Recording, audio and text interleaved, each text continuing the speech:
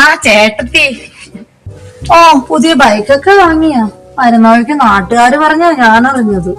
അത് രാജീവിടെ സർപ്രൈസ് ആയിട്ട് കൊണ്ടുവന്നു. ഇവിടെ വരുമ്പോഴാണ് ഞാൻ തന്നെ അറിയുന്നത്. ഓ, വിശ്വസിച്ചു. നീ അറിയാതെ അവ ഇതെല്ലാം ചെയ്തു എന്ന്. കഴിഞ്ഞ 10-20 വർഷമായിട്ട് ഏട്ടനെ വെട്ടത്തി അറിയാതെ അവ ഇതുവരെ ഒന്നും ചെയ്തിട്ടില്ലാത്തതാണ്.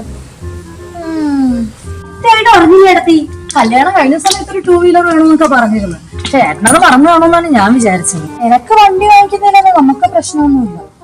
ഏട്ടന്റെ അടുത്തൊന്ന് പറയാമായിരുന്നു. ഏട്ടനാണെങ്കിൽ ഈ വീടും കുടുംബവും നിങ്ങളും ഒക്കെ കഴിഞ്ഞിട്ടേ ഉള്ളു വേറൊരു ലോകമുള്ളു. അങ്ങനെയുള്ള ആ മനുഷ്യന്റെ അടുത്തൊന്ന് പറഞ്ഞിട്ടൊക്കെ ചെയ്തിരുന്നെങ്കിൽ അതിന്റെ ഗുരുത്വം ഒന്നും ഉണ്ടായിരുന്നേന്. എല്ലാരും നമ്മളെ പോലൊന്നും അല്ലല്ലോ ചിന്തിക്കുന്നത്. നമ്മളാണെങ്കിൽ ഇങ്ങനെ രഹസ്യമായിട്ടൊന്നും ചെയ്യാനൊന്നും പോണില്ല. അല്ല എടുത്തി, ചന്ദ്രികയുടെ കല്യാണമൊക്കെ എന്തായി? നിങ്ങളല്ലേ പറഞ്ഞു ഇപ്പൊ എന്നോളെ കെട്ടിക്കുന്നില്ലെന്നൊക്കെ.